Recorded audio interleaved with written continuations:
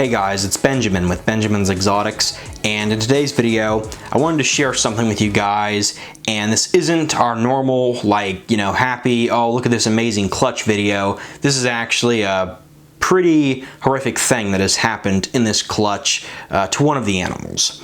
Now this was a clutch from our normal female, a big normal female, bred to a spider inchy shatter male. And I talked about this in I think 1 or 2 videos ago. I talked about this clutch, and overall this is the worst clutch we've had so far this year. And it wasn't because we had like a bunch of slugs or something. It was actually just the vein work in these eggs. I always try to do my best and make sure that I really go through and I candle each egg when we have a ball python clutch. And when I candled these eggs, it was originally 6 eggs.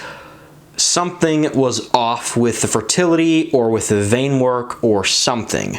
First of all, some of these eggs really didn't look very good. Some were very small, and as you're going to see, the baby that actually has had this problem is in a very small egg, or was in a very small egg, and the vein work was just really bad on this clutch. Some eggs either had no vein work at all. Like I said, I keep going back to, this was originally a clutch of 6 eggs. 2 of the eggs died because they had literally no vein work in them at all. I candled them, and I think one of them I couldn't see any veins, and the other one there was like a little bit, like 2 veins on the side, and that was it, and they ultimately failed. We pulled those eggs out in a past video, and all the other eggs except for like one looked normal, and all the remaining eggs that are still alive and surviving, they looked bad. And I kind of thought something like this might happen, and unfortunately it has. So let's just get straight into it. I don't want to kind of dance around the subject too much. Quick warning for anybody: if you don't want to see a deceased baby ball python, this animal has not survived. It was dead in the egg. You can, skip to a different part of the video or just go watch another video. So here is the clutch, and this is what I came into today. Not exactly what I came into. I've actually pulled this baby out of the egg, but this baby right here came from this egg. And like you can see, first of all, it's a very small egg. A large part of it was a boob, and it has started to go bad at some point. Like you can see, it's pretty foul now, and it's been like this for probably the past 2 weeks. It started to discolor, and this egg had very bad vein work. I didn't think this egg was going to survive. I thought this egg was going to die like the other 2 eggs that died, I think 2 or 3 weeks into incubation. They started turning yellow and, blue, purple, green, all those nasty colors you don't want. But this egg made it.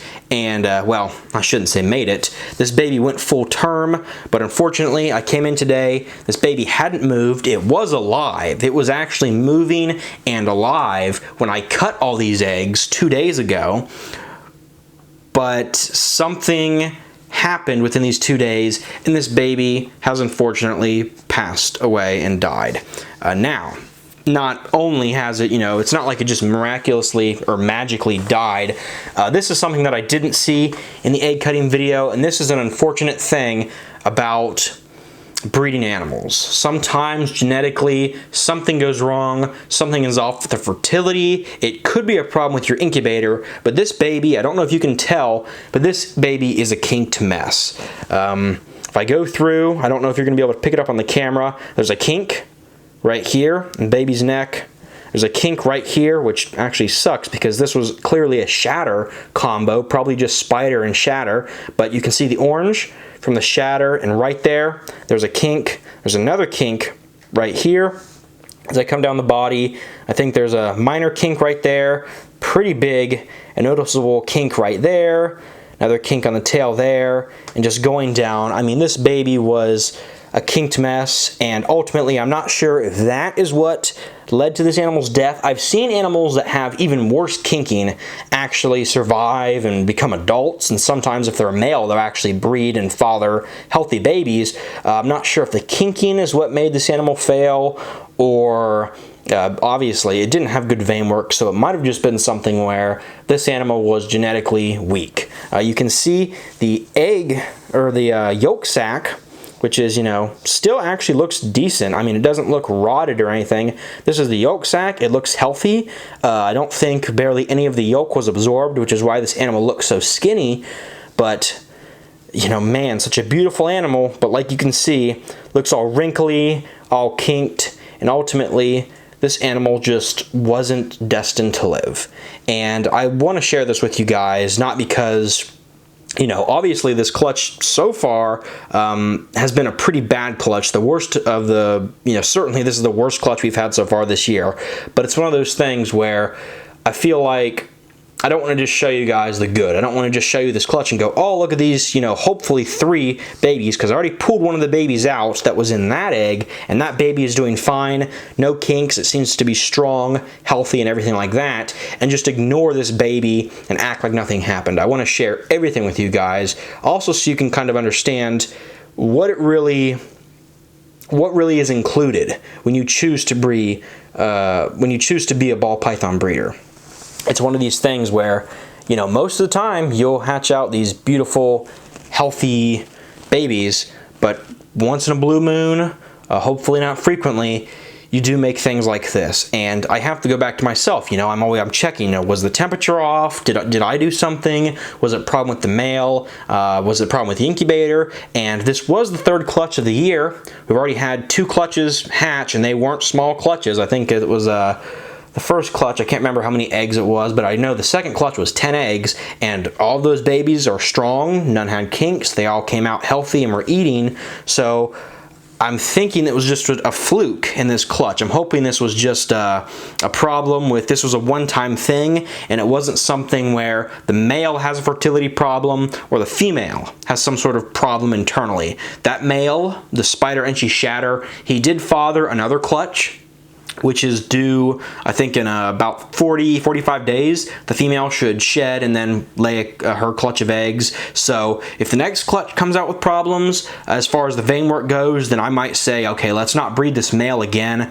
But it's one of those things where this is just part of breeding animals, and it sucks. It really does. I was really, you know, just, how do you say, there's nothing you can be but disappointed that this animal didn't make it. I'm hoping the other animals do. Like I said, the vein work I think on this egg was really good, but the other 2 eggs weren't, you know, good at all. They were probably a little bit better than this egg, but, you know, that doesn't say much for a clutch that had just really weird vein work in this clutch right here. But like you can see, this baby looks healthy. I don't see any kinks at all in this egg. Same thing for this baby. They're moving around. They're certainly, you know, fat. You can tell this baby didn't absorb almost any of the egg yolk. These babies have started to absorb that yolk, and they've got some size to them.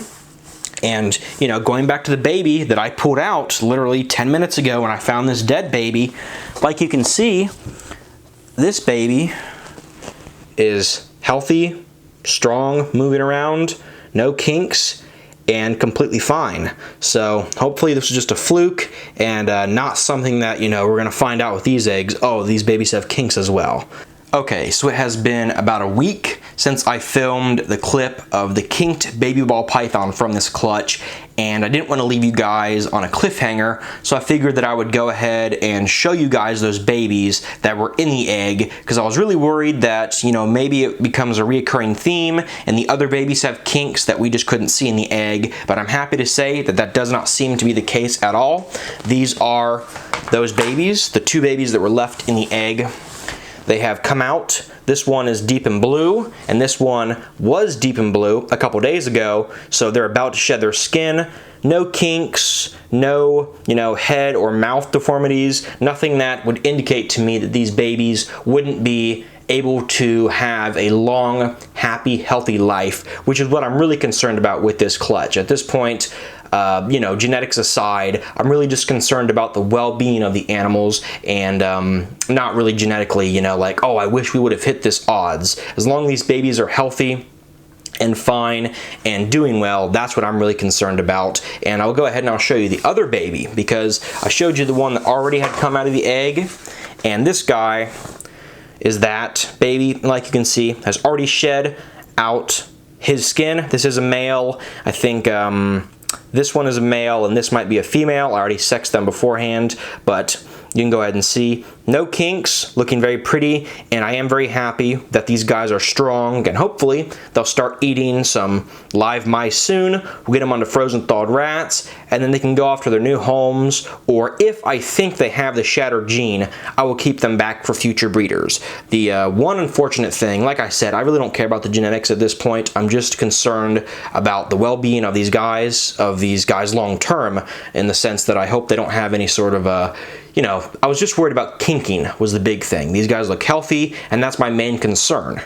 That being said, this was a clutch that I was trying to make Shatter babies, and the one animal that was kinked and had all those problems was the Shatter combo for this clutch. I don't see any indication of Shatter in these babies. I think this is probably Spider with maybe with Enchi, or maybe it was this baby. I have to kind of look at these guys and stare at them for a bit. They do have weird head stamps on some of these guys, and I see some, kind of a little bit of dissolving, like you would think Shatter might have. So it could be that Shatter is floating around in these babies, and Shatter can be a really frustrating gene in the sense that it's, let's take a pastel. I breed a pastel to a spider and I make a bumblebee, and it's pretty clear what the pastel does. It makes the pattern a bit more busy, it adds the gold, it adds the yellow, it might even strengthen the white in the sides, and when I breed pastel to other combos, it does kind of similar things. Shatter is like this crazy gene in the sense that if I breed a Shatter to a Mojave and a Shatter to a pastel, it does completely different things, and even within the same combo. Like I could make 10 Shatter Enchi spiders like I'm about to show you, which is the adult male, and each animal could look completely different. So maybe these have Shatter, maybe they don't, but I know that the kinked baby absolutely did have Shatter because it had that orange kind of color coming up in the sides, and I'll show you the male, and I think it'll make more sense when I show you that guy. So just to kind of finish the video off, because I know the Shatter gene is a gene that people really, I think it's a sleeper gene. I think people are missing big time, not getting Shatter into their collection. It's dirt cheap, and it doesn't sell very well, I guess. Maybe that's why people are staying away from it, but it makes crazy things with the right combo. So like I said, this is basically a stinger bee Shatter, so Enchi with Spider, and then you put the Shatter gene into that, and bam. It really does crazy things. So sometimes you breed a Shatter to like a bumblebee and it puts a little bit of gray on the sides, and that's it. And I literally mean like one gray patch on the side of the bumblebee, and that's what the Shatter does. And then you breed it to this and you're like, whoa, like what did that do? So like you can see, it has the same kind of color that kinked baby had. You can see the yellow, kind of almost orange, that kind of bleeds through with this, and I think the Shatter basically, it's like stripping away and dissolving some of those brown colors, and it just leaves these rich kind of yellow oranges all through the side on that, and even the head. You can see it completely gets dissolved. And again, this isn't like consistent, so I could have the exact same thing, a stinger bee Shatter, and it could look like a normal stinger bee with just a little bit of gray on the sides. It really isn't consistent, and it's not a gene that is like I said, it's not like a pastel. Like I look at it and go, oh, this obviously has pastel because there's these different signs. It isn't like one thing. So if you guys are out there and you're wondering what could be the next big gene, I think it's this. I think Shatter is excellent, and it's one of those things where it's not going to make anything worse. You breed it to a bumblebee and it really doesn't do very much. I've seen lots of bumblebee Shatters, and I don't think that's a great way to see the Shatter gene, but it doesn't make the bumblebee combo like ugly or anything. And then once in a blue moon, you make something like this and you're like, wow, what is going on with that snake? So the Shatter gene is definitely one of those ones that I'm focusing a lot on. We're going to raise up anything that's Shatter this year. Seeing how this clutch went, I'm probably going to keep back any Shatter regardless of the sex, whether it's male or female, because I just imagine when you start making like super Shatter versions of something like this, it's going to be ridiculous. So kind of just wanted to end the video off on a positive note. I don't like to do little downer videos like this, but it's something that, you know, this clutch was highly anticipated. I know lots of people were wanting to see the babies from this clutch, and I wasn't just gonna brush it off and say, hey, here's these great babies we produced and not show this to you guys. But hopefully you got something out of this video. Hopefully this video kind of I don't want to say that you enjoyed this video, but hopefully it gives you some perspective on some of the risks that can happen when you're breeding ball pythons and one of just realities of breeding any animal that you work with. If you guys want to see more videos like this in the future, be sure to give this video a like, be sure to leave a comment down below, and of course, subscribe to the channel. Thanks for watching today's video, and I will see you guys in the next video.